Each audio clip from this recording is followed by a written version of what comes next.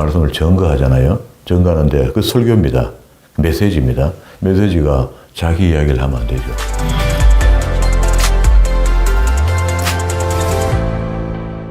오늘도 하나님께서 저와 여러분에게 주시는 말씀은 요한복음 12장 44절 이하의 말씀을 통하여 그의 명령이 영생인 줄 알라 하신다는 말씀의 제목으로 하나님의 말씀이 전가될 때에 하나님의 목적, 하나님의 계획, 하나님의 뜻이 잘 들려져서 그 말씀에 순종할 때 주시는 참복을 마음껏 누리시는 저와 여러분 되기를 주의 이름으로 축원합니다. 지난 시간에 우리가 마지막 한 주간의 그 이야기들을 시작하면서 하늘의 밀에 대해서 이야기했습니다. 그 밀이 땅에 떨어져 죽지 않으면 삭을 내지 못하고 열매를 맺지 못한다. 이런 것처럼 우리가 죽어야 산다는 진리를 우리한테 주셨고요. 그러면서 향유 붓는 여인 이야기도 나왔고요. 그렇게 향유 붓는 것은 가룟 유다의 눈에는 버리는 것처럼 보였지만 그리스도의 말씀은 나를 장사하는 것이다 이렇게 했고, 이 마지막 한 주간의 삶을 통해서 결국은 이제 십자가에 못 박혀 돌아가실 것까지 이야기를 하게 됩니다. 그리고 오늘 우리 읽었던 본문의 말씀은 보내신 이가 하나님이라는 것을 그리스도께서 말씀하시는데요. 하나님께서 보내지 않으면 아무도 올 수 없는 거잖아요. 그런 이야기들을 하는 건데 이게 요한복음 14번째 주제가 됩니다. 이게 44절에 있는 말씀입니다. 예수께서 외쳐 가라사대 나를 믿는 자는 나를 믿는 것이 아니요 나를 보내신 이를 믿는 것이며 이렇게 했습니다. 그러면 그리스도께서 하나님 아들 하나님으로 오셨지만 그를 보내신 이가 모든 영광을 받는다. 지난 시간에 43절에 그렇게 얘기했죠. 사람의 영광을 하나님의 영광보다 더 사랑함이더라 이렇게 말씀하셨습니다. 그렇게 해서 하나님께서 그리스도를 보내셨다는 것, 그리고 또 지금 오신 이분을 믿는 것은 하나님을 믿는 것이다. 그래서 성천하시고 난 뒤에 세월이 많이 흐르고 난 뒤에 봤더니 맞더라는 겁니다. 전부 다 말씀하신 게. 그래서 그런 말씀들을 낱낱이 잊지 않고 다 찾아서 기억하게 된 거죠. 그때 당시에도 예수님께서 하나님의 뜻을 이루러 오셨고 하나님의 대언자로 오셔서 모든 것을 다 행하시고 이루시고 십자가 못 박혀 돌아가실 때 다 이루었다 이렇게 말씀하셨죠. 그런 것처럼 그리스도는 직접 오셨지만은 자기 자의로부터는 한 말이 없다는 겁니다. 그게 하나님이 주시는 말씀, 하나님이 하라는 명령어를 전부 다 설명했다. 그래서 50절에 결론을 그래 지었습니다. 나는 그의 명령이 스스로도 봤을 때 하나님이 하시고자 한 그 말씀들이 영생인 줄 아노라. 그러므로 나에 이르는 것은 내 아버지께서 내게 말씀하신 그대로 내가 이야기하는 것이다. 이렇게 했습니다. 오늘날 우리가 성경을 들고 하나님의 말씀을 설교한다 그러죠. 대언하는 설교자가 그 말씀을 전가할 때에 자기 생각, 자기 뜻, 자기가 바라는 그 방향을 교회 성도들에게 인지시키고 이끌어가려 하면 안 됩니다. 이 교회가 하나님의 뜻이 이루어질 수 있도록 대언하는 게 목사의 직무잖아요. 하나님의 말씀, 성경 말씀을 내놓고 얘기하는 겁니다. 근데 대개 지금 목사님들이 자기 바람, 자기 어떤 성공 목회, 성공 목회라면 좀 듣기 좀 그렇지만은 어쨌든 교회를 잘 꾸려가려는 마음으로 자기의 생각, 자기의 계획, 자기의 뜻을 관찰시키려 하는 의도가 설교 속에 많이 묻혀 있습니다. 그러나 그렇게 하면 안 되고 하나님의 말씀을 대언하는 겁니다. 전해주는 거죠. 그래서 그 말씀이 하나님의 말씀이면 능력이 있죠. 권세 있는 말씀이 되는 거죠. 운동력이 있을 겁니다. 그래서 각자의 심령 속에 움직여져 가는 겁니다. 그래서 하나님의 뜻을 함께 이루어가는 것이 설교가 되어야 된다. 오늘 예수님께서 오셔서 14번째 요한복음의 이야기인데 보내신 이가 하나님이니까 하나님 뜻을 나타내고 전하는 일을 했다. 이렇게 이야기를 했습니다. 그리고 13장 1절에 와서는요, 목요일 날이 되는데요, 지혜자들의 발을 씻기시는 유명한 이야기가 나와 있습니다. 유월절 전 예수께서 자기가 세상을 떠나 아버지께로 돌아가실 때가 이런 줄 알고 세상에 있는 자기 사람들을 사랑하시되 끝까지 사랑하시니라. 자기 사람들이 12 제자를 이야기하는 겁니다. 그러니까 마귀가 벌써 시몬의 아들 가룟 유다의 마음에 예수를 팔려는 생각을 넣었더니, 그러니까 이거는 뭐 자명합니다. 누구에게든지 사람 속에 하나님의 성령이 내주할 수 있듯이 마귀도 들랑날랑합니다. 하는 동안에 마귀의 생각이 강하면은요, 하나님 뜻을 이루지 못합니다. 우리가 그래서 하나님의 말씀이 빛이라잖아요. 진리의 빛이잖아요. 이 진리의 빛이 계속 우리 심령 속에 비춰져서 마귀가 틈타지 못하도록 살아가는 겁니다. 약간만 틈만 주면은요, 마귀는 기회만 있으면 언제든지 차고 들어옵니다. 돌아서 잘못된 생각을 자꾸 주어지게 하거든요. 3절, 저녁 먹는 중에 예수는 아버지께서 모든 것을 자기 손에 맡기신 것과 또 자기가 하나님께로부터 오셨다가 하나님께로 돌아가실 것을 아시고 저녁 잡수시던 자리에 일어나 겉옷을 벗고 수건을 가져다가 허리에 두르시고 이에 대에 물을 담아 제자들의 발을 씻기시고 그 두르신 수건으로 씻기를 시작하여 시몬 베드로에게 이르되 가로되 주여 주께서 내 발을 씻기시나이까.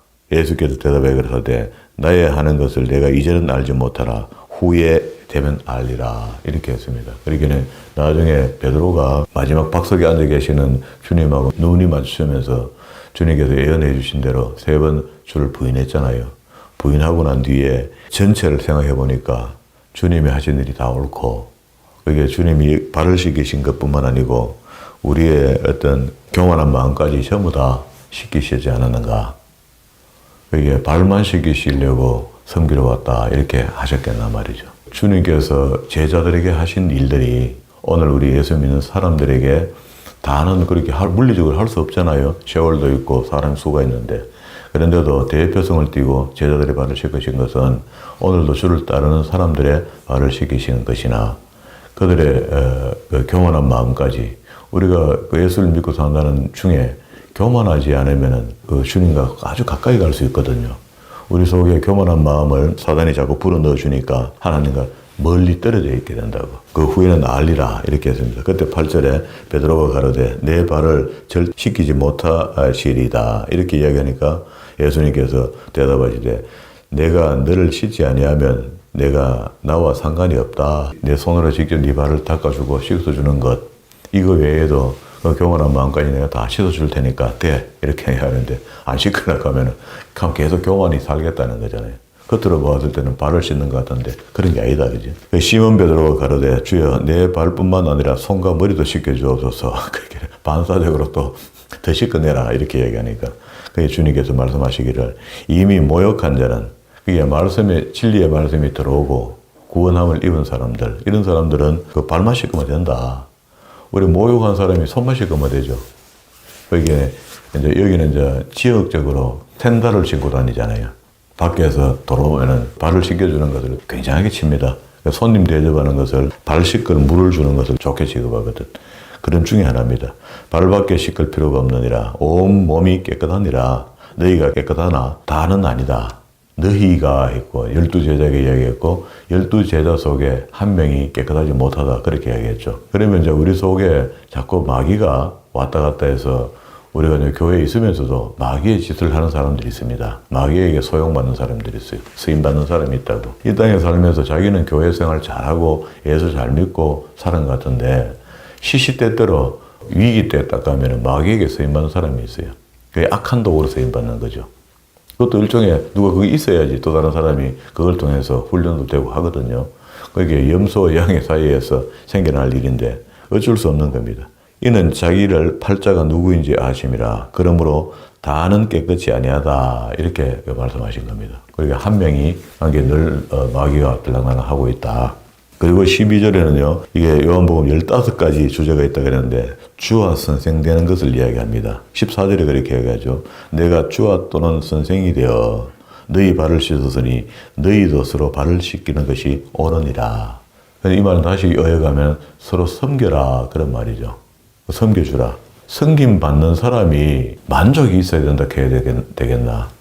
섬기는 사람이 좀에 섬기든 많이 섬기든 받는 사람이 작게 섬겨줘도 많이 받은 것처럼 만족감을 느끼게 되면은 그 서로가 충족되는 거 아니겠어요. 그런데 섬길 때 더 섬기라 하고 이적발도 씻거라 하고 자꾸 이렇게 요구하면은 그것도 섬기는 사람도 신경 나고 또 섬기는 사람도 매일 부족하고 그렇죠. 그래서 작은 것 하나라도 귀하게 생각하고 섬기면은 감사합니다. 이렇게 생각하는 거죠. 최근에 부끄럽지만은 집사님이 그 새벽 재단을 이렇게 같이 예배를 동참해주고 하는데 그 멀리서 온다 하는 게 마음에 힘이 들어요. 힘들죠. 그 혹시나 하는 마음도 있고. 그런데도 이게 참 집사님은 참 복이다 이런 생각이 들어요. 그런데 정작 그 전에 새벽기도 하던 사람들은 이래저래 이유로 다 물러가 버리고 지금 없잖아요. 그렇게 이상하잖아요 이게 지금. 제가 언뜻 이렇게 보니까 이상해요. 그게 둘이 한다, 세 명 한다 이게 문제가 아니고 정작 해야 될 사람들이 좀 했으면 하는 마음이 있는데 그러지 못하다는 게 아쉽죠. 이런 것들이 또 시기적으로 얻을 때는 또 새벽전을 찾게도 되고 얻을 때는 새벽전을 못 찾게도 되고 저도 집사 때 한동안 새벽 예배에 접속하지 못하다가 또 무슨 그 일이 생기면은 그 일로 빙자한다죠. 근거해서 다시 새벽 기도가 회복돼서 새벽 재단을 찾게 되는 이런 일도 있습니다. 그래서 저는 생각하기를 그래요. 새벽에 하나님께서 불러내기 전에 알아서 새벽 재단을 찾는 것. 새벽 예배를 쌓아야 될 사람들은 꼭 그렇게 하나님께서 부르시거든요. 그런데 부르실 때 그냥 부르시면 우리가 못 알아들어요. 그렇게 알아듣도록 환경을 만들어주거든요. 그 환경을 만들어주는데 우리를 얻을 때는 우리가 아픕니다, 아파. 충격을 준다고. 그러면서 오라 하거든요. 그런 방법이 있나 뭐. 나와야 되죠, 그죠? 12절부터 봅니다. 저희 발을 씻기신 후에 옷을 입으시고 다시 앉아 저희에게 이르시되 내가 너희에게 행한 것을 너희가 아느냐. 너희가 나를 선생이라 또는 주라 하니 너희 말이 옳도다. 내가 그러하다. 내가 주와 또는 선생이 되어서 너희 발을 씻었으니 너희도 서로 씻기는 것이 옳으니라. 내가 너희에게 행한 것 같이 너희도 행하게 하려 하여 본을 보였노라. 내가 진실로 진실로 너희에게 이르노니 종이 상전보다 크지 못하고 보냄을 받은 자가 보낸 자보다 크지 못하니 너희가 이것을 알고 행하면 복이 있으리라. 오늘도 그리스도께서 말씀하시는 게 나는 내 보내신 이의 말을 대언하고 있다 이렇게 이야기하죠. 시키신 것을 지금 하고 있다. 이것을 알면은 좋다, 복이 있다. 이렇게 아는 것뿐만 아니고 뭐래요 여기는 17절에 너희가 이것을 알고 행하면 복이 있으리라. 내가 너희를 다 가리켜 말하는 것이 아니라 내가 나의 택한 자들이 누구인지를 알미라. 그러나 내 떡을 먹는 자가 내게 발꿈치를 들었다 한 성경을 응하게 하려는 것이라. 그러니까 예수님 제자 중에 누구 하나가 예수님을 팔아야지 그것도 십자가에 못 박히는 사건이 이루어질 거거든요. 그렇다고 해서 파는 자가 잘했다는 거 아닙니다. 그래 악의 도구로 쓰임 받잖아요. 우리도 지금 신앙생활 하는 가운데 교회에서 자기 역할을 다 맡아서 하죠. 하는데 그 중에 악의 역할을 맡아가는 사람이 있습니다. 그러면 안 돼. 왜 하필 악의 도구입니까? 선한 도구로 쓰임받아도 못도 할 건데.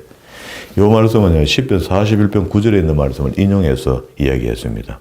여기 18절 중간에 요거. 그러나 내 떡을 먹는 자가 내게 발꿈치를 들었다 한 성경을 응하게 하려는 것이라. 이 발꿈치를 든다는 것은 달라든다는 이야기잖아요. 화를 낸다 이런 말이에요. 그러니까 자기가 예수를 팔아먹었다. 대적했다. 19절. 지금부터 일이 이루기 전에 미리 너희에게 이르면 일이 이룰 때에 내가 그인 줄을 너희로 믿게 하려 함이다. 놀라지 않게 하기 위해서 미리 예언해 주는데 이걸 그 당시에 복음서에서는 그게 잘 안 나타나요. 사건을 설명하기는 하는데 근데 세월이 많이 흐르면서 요한이 곰곰이 생각해 보니까 아하 가론 여자가 그때 주님 하지 마시면 고래 내가 요래됐다 하는 것을 이제 이해하게 된 거죠.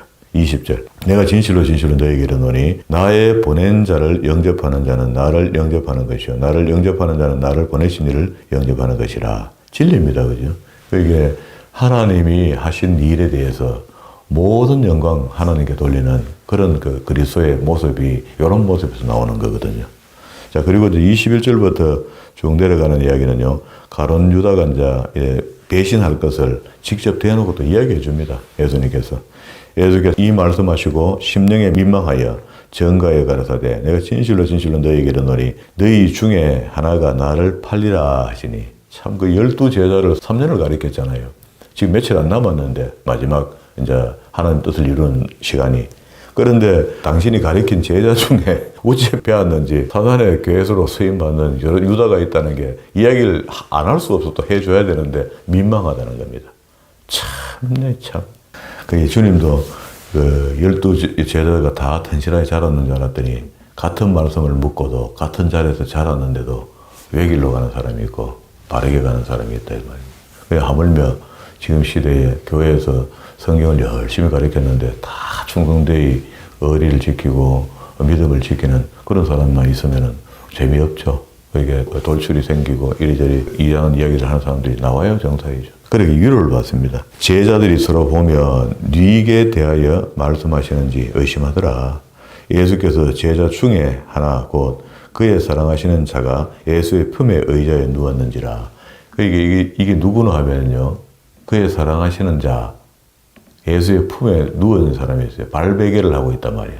예수님이 앉았는데 무릎 베개를 하고 예수님 제자 중에 하나가 누워있는 사람이 있는데 그걸 이 글로 적으면서 요한이 요한 자신을 이렇게 표현했어요. 이게 원래 사랑의 사도잖아요. 요한이. 요 말이 자가 예수의 품에 의자에 누웠는지라 요 말이 그 자기를 말하는 겁니다. 시몬 베드로가 머리짓을 그래 이제 그 누운 사람한테 이제 항상 그 주님과 가까이 이렇게 밀접해 있는 사람이 요한인 줄 아니까 베드로는 이제 들썩들썩 이야기하잖아요. 그러면서 그때 이제 같이 모여 있는 중에 머리짓으로 발베개하고 누워 있는 요한에게 누구? 그렇게 가로등살 이야기하란 말이죠. 마귀가 들어가서 날 팔자가 있는데 하니까 요한은 가까우니까 알겠다는 생각을 했죠. 베드로가 누구? 이렇게 하는 거예요. 베드로가 머리짓을 하며 말하되 말씀하신 자가 누구인지 말하라 한데 요한이 자기한테 하더란 말이죠. 그가 예수의 가슴에 그대로 의지하여 말하되 주여 누구십니까? 하고 머리짓 하는 것을 들으면서 주님 누군데요? 이렇게 요한이 물었다는 겁니다. 아주 그 다정다감하다 그죠? 한 자리에 있을 때 이렇게 친분 있게 이렇게 누워 있는 것 같습니다. 예수께서 대답하시되 내가 한 조각을 찢어다 주는 자가 그니라 하시고 곧 한 조각을 찢어다가 자다 이렇게 하면 되는데 주님이 직접 대놓고 이야기 안 하고 떡을 찢어서 손에 쥐어주는 자다 이렇게 이야기를 했습니다. 가롯 시몬의 아들 유다에게 주니 조각을 받은 후에 곧 사단이 그 속에 들어간지라. 이에 예수께서 유다에게 이르되 내 하는 일을 속히 하라 하시니 그래야 이제 십자가가 다가오는 거죠. 이 말씀이 무슨 뜻으로 하는지 그 앉은 자 중에 아는 이가 없고 어떤 이들은 유다가 돈깨를 맡았으므로 명절에 우리가 설 물건들을 사라 하시는지 혹 가난한 자들에게 무엇을 주라 하시는 줄로 생각하더라. 자, 이런 걸 보면은요. 지금 현재 교회가 똑같은 거라. 재정받은 집사님한테 집사님 이번에 저 동사무소에 어려운 사람들 명단이 왔는데 그 사람 구자에다가 얼마씩 이렇게 연말에 넣으세요. 뭐 이렇게 이야기하면은 동사무소 이야기 나오고 은행 이야기 나오면 다른 사람들이 아 이번에 재정 마지막에 들어도 다 나누는갑다 이렇게 이해한다 그런 말입니다. 그렇게 하라. 유다가 그 조각을 받고 나아가니 밤이더라. 그게 예상스럽지 않는 이야기입니다. 요한은 그렇게 느낀 겁니다. 그게 세계적인 아주 중요한 사건의 시발은요 전부 다 밤에 이루어집니다. 역사가. 그래서 이것도 예수님을 팔 유다가 슥 나갔는데 아니나 다를까 그게 밤이 됐다는 겁니다. 의미심장하죠. 31절에 와서 이제 다락방 설교가 이어지는데요. 저가 나간 후에 예수께서 가라사대 지금 인자가 영광을 얻고 하나님도 인자를 인하여 영광을 얻으셨도다. 이야기가 진행됐다는 이야기죠. 만일 하나님이 저로 인하여 영광을 얻으셨으면 하나님도 자기로 인하여 저에게 영광을 주시리니 곧 주시리라. 소자들아 내가 아직 잠시 너희와 함께 있겠노라. 아직 여유가 약간 있죠. 지금 잡히기 전이니까. 너희가 나를 찾을 터이나 그러나 일찍 내가 유대인에게 너희는 나의 가는 곳에 올 수 없다고 말한 것 같이 지금도 너희에게 이르노라 하고 베드로에게 3번 부인할 것까지도 다 상세히 이야기해 줍니다. 34절입니다. 새 계명을 너희에게 주노니 서로 사랑하라. 내가 너희를 사랑한 같이 너희도 사랑하라. 너희가 서로 사랑하면 이로써 모든 사람이 너희가 내 제자인 줄을 알게 될 것이다. 그리고 36절에 시몬 베드로가 가로되 주여 어디로 가시나이까? 예수께서 대답하시되 나의 가는 곳에 내가 지금은 따라올 수 없으나 후에는 오리라 하는데 그렇게 이게 베드로가 나중에 순교당할 것을 미리 이야기해 주는 겁니다. 그러면 이제 그러면서 베드로가 가로되 주여 내가 지금은 어찌하여 따를 수 없습니까? 이렇게 물었어요. 주를 위하여 내 목숨까지 내 버리겠습니다 하고 말씀을 드리니까 주님께서 말을 한마디 해줘요. 예수께서 대답하시되 내가 나를 위하여 내 목숨을 버리겠느냐? 내가 진실로 너에게 이르노니 닭 울기 전에 내가 3번 나를 부인하게 될 거다라고 이야기까지 했습니다. 그러니까 그게 참 섭섭리하죠. 이거는 이 말이 무슨 말인지 전부 다 함께 있었던 사람들은 이런 큰 재난이 올 줄 모르거든요. 그리스도가 갑자기 지금 예루살렘을 회복시키고 말이야 모든 유대인들의 아픔을 위로하고 왕중왕으로 이 땅에서 뭔가 큰 이슈를 하나 일으키면서 자기들이 전부 다 자의정하고 의정하고 정권을 쥐고 이렇게 될 줄 알았는데 갑자기 십자가에 못 박혀 돌아가셔 버려요.